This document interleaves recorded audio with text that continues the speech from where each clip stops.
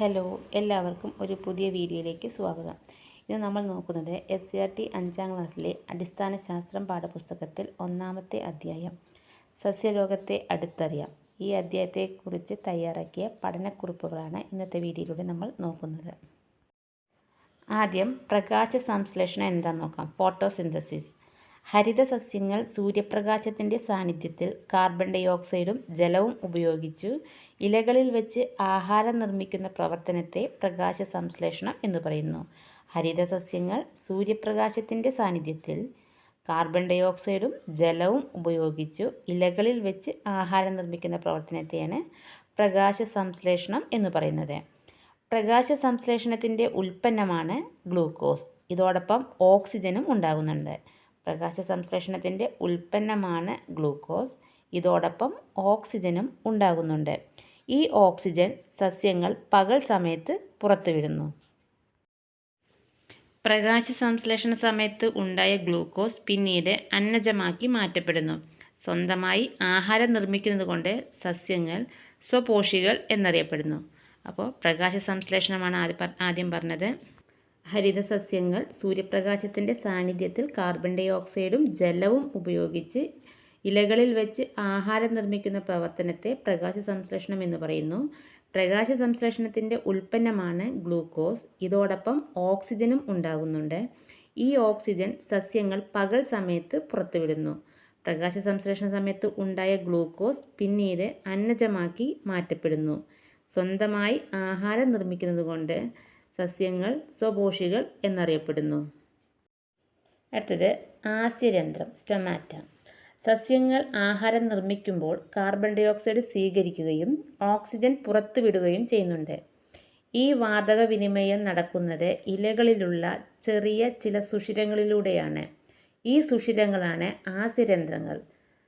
സസ്യങ്ങൾ ആഹാരം നിർമ്മിക്കുമ്പോൾ കാർബൺ ഡൈ ഓക്സൈഡ് സ്വീകരിക്കുകയും ഓക്സിജൻ പുറത്തുവിടുകയും ചെയ്യുന്നു. ഈ വാതക വിനിമയം നടക്കുന്നത് ഇലകളിലുള്ള ചെറിയ ചില സുഷിരങ്ങളിലൂടെയാണ്. ഈ സുഷിരങ്ങളാണ് ആസ്യരന്ധ്രങ്ങൾ.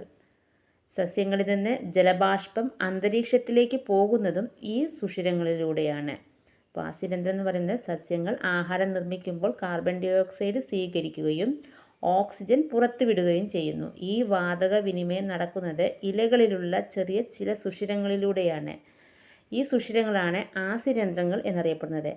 സസ്യങ്ങളിൽ നിന്ന് ജലബാഷ്പം അന്തരീക്ഷത്തിലേക്ക് പോകുന്നതും ഈ സുഷിരങ്ങളിലൂടെയാണ്. അടുത്തത് ഹരിതകം, ക്ലോറോഫിൽ. സസ്യങ്ങളിൽ കാണുന്ന പച്ച നിറമുള്ള വർണ്ണകമാണ് ഹരിതകം. സസ്യങ്ങളിൽ കാണുന്ന പച്ച നിറമുള്ള വർണ്ണകമാണ് ഹരിതകം. ആഹാര നിർമ്മാണത്തിന് ആവശ്യമായ സൂര്യപ്രകാശത്തെ ആഗിരണം ചെയ്യുന്നത് ഹരിതകമാണ്. ഹരിതകം കൂടുതലുള്ളത് ഇലകളിലാണ്. ചുവന്ന ചീരയിലും ഹരിതകമുണ്ട്. അപ്പോൾ സസ്യങ്ങളിൽ കാണുന്ന പച്ച നിറമുള്ള വർണ്ണകമാണ് ഹരിതകം. ആഹാര നിർമ്മാണത്തിന് ആവശ്യമായ സൂര്യപ്രകാശത്തെ ആഗിരണം ചെയ്യുന്നത് ഹരിതകമാണ്. ഹരിതകം കൂടുതലുള്ളത് ഇലകളിലാണ്. ചുവന്ന ചീരയിലും ഹരിതകമുണ്ട്. പല നിറങ്ങൾ. ഇലകൾക്കും തണ്ടുകൾക്കും പൂക്കൾക്കും പഴങ്ങൾക്കും നിറം നൽകുന്നത് വർണ്ണകങ്ങളാണ്. ഹരിതകമല്ലാത്ത വർണ്ണകങ്ങളും സസ്യങ്ങളിലുണ്ട്. സാന്തോഫിൽ എന്ന വർണ്ണകമുള്ള ഇലകൾ മഞ്ഞ നിറത്തിലും കരോട്ടിനുള്ളവ ഓറഞ്ചും മഞ്ഞയും കലർന്ന നിറത്തിലും ആന്തോസയാനിൻ എന്ന വർണ്ണകമുള്ള ഇലകൾ ചുവപ്പ് നിറത്തിലും കാണപ്പെടുന്നു. അപ്പോൾ ഇലകൾക്കും തണ്ടുകൾക്കും പൂക്കൾക്കും പഴങ്ങൾക്കും നിറം നൽകുന്നത് വർണ്ണകങ്ങളാണ്. ഹരിതകമല്ലാത്ത വർണ്ണകങ്ങളും സസ്യങ്ങളിലുണ്ട്. സാന്തോഫിൽ എന്ന വർണ്ണകമുള്ള ഇലകൾ മഞ്ഞ നിറത്തിലും കരോട്ടിനുള്ളവ ഓറഞ്ചും മഞ്ഞയും കലർന്ന നിറത്തിലും ആന്തോസയാനിൻ എന്ന വർണ്ണകമുള്ള ഇലകൾ ചുവപ്പ് നിറത്തിലും കാണപ്പെടുന്നു. ഒരു ക്വസ്റ്റ്യൻ നോക്കാം. സസ്യങ്ങൾ പ്രകാശ സംശ്ലേഷണ സമയത്ത് ഏതു വാതകം സ്വീകരിക്കുന്നു? ഏതു വാതകം പുറത്തുവിടുന്നു? ആൻസർ: ഹരിത സസ്യങ്ങൾ പകൽ സമയത്ത് പ്രകാശ സംശ്ലേഷണം നടത്തുമ്പോൾ കാർബൺ ഡൈ ഓക്സൈഡ് സ്വീകരിക്കുകയും ഓക്സിജൻ പുറത്തുവിടുകയും ചെയ്യുന്നു. അപ്പോൾ കാർബൺ ഡൈ ഓക്സൈഡ് സ്വീകരിച്ച് ഓക്സിജൻ പുറത്തുവിടുകയും ചെയ്യുന്നു. സസ്യങ്ങളും ജന്തുക്കളും ശ്വസന സമയത്ത് സ്വീകരിക്കുന്ന വാതകം ഏത്? പുറത്തുവിടുന്ന വാതകം ഏത്? സസ്യങ്ങൾ ഉൾപ്പെടെ എല്ലാ ജീവികളും പകലും രാത്രിയും ശ്വസിക്കുന്നു. അപ്പോൾ ഓക്സിജൻ സ്വീകരിക്കുകയും കാർബൺ ഡൈ ഓക്സൈഡ് പുറത്തുവിടുകയും ചെയ്യുന്നു. ശ്വസിക്കുമ്പോൾ എല്ലാവരും ഓക്സിജൻ സ്വീകരിച്ച് കാർബൺ ഡൈ ഓക്സൈഡ് പുറത്തുവിടുകയും ചെയ്യുന്നു. പ്രകാശ സംശ്ലേഷണം രാത്രിയിൽ സാധ്യമാണോ? എന്തുകൊണ്ട്? പ്രകാശ സംശ്ലേഷണത്തിന് സൂര്യപ്രകാശം ആവശ്യമായതിനാൽ രാത്രിയിൽ പ്രകാശ സംശ്ലേഷണം സാധ്യമല്ല. പ്രകാശ സംശ്ലേഷണത്തിന് സൂര്യപ്രകാശം ആവശ്യമായതിനാൽ രാത്രിയിൽ പ്രകാശ സംശ്ലേഷണം സാധ്യമല്ല. ഇനി നമ്മൾ നോക്കുന്നത് എപ്പിഫൈറ്റുകൾ. എപ്പിഫൈറ്റ്സ് ഒരു ഓർക്കിഡാണ് മരവാഴ. അതിൻ്റെ തടിച്ച വേരുകൾക്ക് അന്തരീക്ഷത്തിൽ നിന്ന് ഈർപ്പം വലിച്ചെടുക്കാൻ കഴിയും. അതുകൊണ്ടാണ് മണ്ണില്ലെങ്കിലും ഇവയ്ക്ക് വളരാൻ കഴിയുന്നത്. വാസസ്ഥലത്തിനായി മാത്രമാണ് ഇവ മറ്റു സസ്യങ്ങളെ ആശ്രയിക്കുന്നത്. ഇത്തരം സസ്യങ്ങളാണ് എപ്പിഫൈറ്റുകൾ. അപ്പോൾ എന്താണ് എപ്പിഫൈറ്റുകൾ? മരവാഴ പോലെയുള്ള സസ്യങ്ങൾക്ക് അവയുടെ തടിച്ച വേരുകൾക്ക് അന്തരീക്ഷത്തിൽ നിന്ന് ഈർപ്പം വലിച്ചെടുക്കാൻ കഴിയും.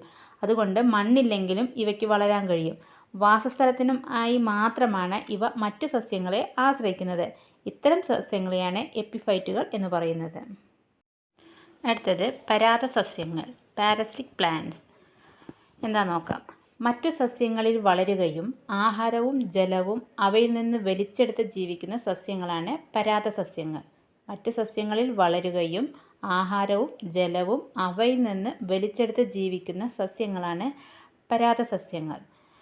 ഇത്തിൽക്കണ്ണി, മൂടില്ലാത്താളി എന്നീ സസ്യങ്ങൾ പരാത സസ്യങ്ങൾക്ക് ഉദാഹരണമാണ്. ഇത്തിൽക്കണ്ണി, മൂടില്ലാത്താളി. ലോകത്തിലെ ഏറ്റവും വലിയ പുഷ്പമായ റഫ്ലീഷ്യയും ഒരു പരാത സസ്യമാണ്. അപ്പോൾ മറ്റ് സസ്യങ്ങളിൽ വളരുകയും ആഹാരവും ജലവും അവയിൽ നിന്ന് വലിച്ചെടുത്ത് ജീവിക്കുന്ന സസ്യങ്ങളാണ് പരാത സസ്യങ്ങൾ. ഉദാഹരണം ഇത്തിൽക്കണ്ണി, മൂടില്ലാത്താളി.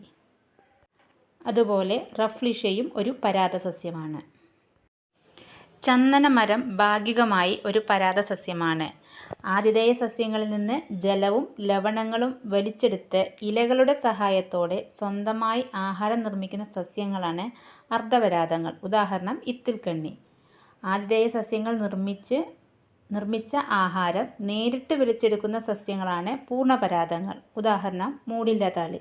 അപ്പോൾ അർദ്ധപരാതങ്ങൾ എന്ന് പറയുമ്പോൾ ആതിഥേയ സസ്യങ്ങളിൽ നിന്ന് ജലവും ലവണങ്ങളും വലിച്ചെടുത്ത് ഇലകളുടെ സഹായത്തോടെ സ്വന്തമായി ആഹാരം നിർമ്മിക്കുന്ന സസ്യങ്ങളാണ് അർദ്ധപരാതങ്ങൾ. പൂർണ്ണപരാതങ്ങൾ എന്ന് പറയുമ്പോൾ ആതിഥേയ സസ്യങ്ങൾ നിർമ്മിച്ച ആഹാരം നേരിട്ട് വലിച്ചെടുക്കുന്ന സസ്യങ്ങളാണ് പൂർണ്ണപരാതങ്ങൾ. അർദ്ധപരാതത്തിന് ഉദാഹരണം ഇത്തിൽക്കണ്ണിയും പൂർണ്ണപരാതങ്ങൾക്ക് ഉദാഹരണം മൂടില്ലാത്താളിയും. അർദ്ധപരാതങ്ങളും പൂർണ്ണപരാതങ്ങളും ആതിഥേയ സസ്യത്തിന് ദോഷം ചെയ്യുന്നവയാണ്. അർദ്ധപരാതങ്ങളും പൂർണ്ണപരാതങ്ങളും ആതിഥേയ സസ്യത്തിന് ദോഷം ചെയ്യുന്നവയാണ്. അടുത്തത് ശവോപജീവികൾ, സപ്രോഫൈറ്റ്സ്. എന്താ നോക്കാം. ജീർണാവശിഷ്ടങ്ങളിൽ നിന്ന് പോഷക ഘടകങ്ങൾ ആഗിരണം ചെയ്ത് വളരുന്ന സസ്യങ്ങളെ ശവോപജീവികൾ എന്ന് പറയുന്നു. ഉദാഹരണം റൊട്ടിയിൽ വളരുന്ന പൂപ്പലുകൾ. ജീർണാവശിഷ്ടങ്ങളിൽ നിന്ന് പോഷകഘടകങ്ങൾ ആഗിരണം ചെയ്ത് വളരുന്ന സസ്യങ്ങളാണ് ശവോപജീവികൾ. ഉദാഹരണം റൊട്ടിയിൽ വളരുന്ന പൂപ്പലുകൾ. ആരോഹികൾ, ക്ലൈംബേഴ്സ്. മറ്റു ചെടികളിൽ പടർന്നു കയറുന്ന ദുർബലകാണ്ഡ സസ്യങ്ങളാണ് ആരോഹികൾ. താങ്ങുകളിൽ ചുറ്റിപ്പിടിക്കുന്നതിനായി ഇവയിൽ കാണപ്പെടുന്ന സ്പ്രിംഗ് പോലുള്ള ഭാഗങ്ങളാണ് പ്രധാനങ്ങൾ, ടെൻഡ്രിൽസ്. ചില സസ്യങ്ങൾ പറ്റുവേരുകൾ ഉപയോഗിച്ചാണ് മറ്റു ചെടികളിൽ പിടിച്ചു കയറുന്നത്. കുരുമുളക്, പാവൽ, പടവലം എന്നിവയെല്ലാം ആരോഹികളാണ്. അപ്പോൾ ആരോഹികൾ എന്ന് പറഞ്ഞാൽ മറ്റു ചെടികളിൽ പടർന്നു കയറുന്ന ദുർബലകാണ്ഡ സസ്യങ്ങളാണ് ആരോഹികൾ. താങ്ങുകളിൽ ചുറ്റിപ്പിടിക്കുന്നതിനായി ഇവയിൽ കാണപ്പെടുന്ന സ്പ്രിംഗ് പോലുള്ള ഭാഗങ്ങളാണ് പ്രധാനങ്ങൾ. ചില സസ്യങ്ങൾ പറ്റുവേരുകൾ ഉപയോഗിച്ചാണ് മറ്റു ചെടികളിൽ പിടിച്ചു കയറുന്നത്. കുരുമുളക്, പാവൽ, പടവലം എന്നിവയൊക്കെ ആരോഹികളാണ്. അടുത്തത് ഇഴവള്ളികൾ, ക്രീപ്പേഴ്സ്. നിലത്തു പടർന്നു വളരുന്ന ദുർബലകാണ്ഡ സസ്യങ്ങളാണ് ഇഴവള്ളികൾ. നിലത്തു പടർന്നു വളരുന്ന ദുർബലകാണ്ഡ സസ്യങ്ങളാണ് ഇഴവള്ളികൾ. മധുരക്കിഴങ്ങ്, കൊടങ്ങൽ, സ്ട്രോബെറി എന്നിവ ഇഴവള്ളികളാണ്. ഇവയിൽ പ്രധാനങ്ങളോ പറ്റുവേരുകളോ ഇല്ല. അപ്പോൾ ഇഴവള്ളികൾ എന്ന് പറഞ്ഞാൽ നിലത്തു പടർന്നു വളരുന്ന ദുർബലകാണ്ഡ സസ്യങ്ങളാണ് ഇഴവള്ളികൾ. മധുരക്കിഴങ്ങ്, കൊടങ്ങൽ, സ്ട്രോബെറി എന്നിവ ഇഴവള്ളികളാണ്. ഇവയിൽ പ്രധാനങ്ങളോ പറ്റുവേരുകളോ ഇല്ല. അടുത്തത് താങ്ങുവേരുകളും പൊയ്ക്കാൽ വേരുകളും. Prop roots and stilt roots. ജലവും ലവണങ്ങളും വലിച്ചെടുക്കാൻ മാത്രമല്ല ചെടികളെ താങ്ങി നിർത്താനും വേരുകൾ പ്രയോജനപ്പെടുന്നു. മണ്ണിന് മുകളിൽ കാണുന്ന ഇത്തരം വേരുകളാണ് താങ്ങുവേരുകളും പൊയ്ക്കാൽ വേരുകളും. അപ്പോൾ എന്താണ് താങ്ങുവേരുകളും പൊയ്ക്കാൽ വേരുകളും എന്ന് പറഞ്ഞാൽ ജലവും ലവണങ്ങളും വലിച്ചെടുക്കാൻ മാത്രമല്ല ചെടികളെ താങ്ങി നിർത്താനും വേരുകൾ പ്രയോജനപ്പെടുന്നു. മണ്ണിന് മുകളിൽ കാണുന്ന ഇത്തരം വേരുകളാണ് താങ്ങുവേരുകളും പൊയ്ക്കാൽ വേരുകളും. പേരാലിൽ കാണുന്നത് താങ്ങുവേരുകളാണ്. ഇവ മുകളിലെ ശിഖരങ്ങളിൽ നിന്ന് താഴേക്ക് വളരുന്നവയാണ്. എന്നാൽ കൈതയിലെ വേരുകൾ തണ്ടിൽ നിന്നാണ് താഴേക്ക് വളരുന്നത്. ഇത്തരം വേരുകളെ പൊയ്ക്കാൽ വേരുകൾ എന്ന് പറയുന്നു. അപ്പോൾ താങ്ങുവേരിന് ഉദാഹരണം പേരാലും പൊയ്ക്കാൽ വേരുകൾക്ക് ഉദാഹരണം കൈത.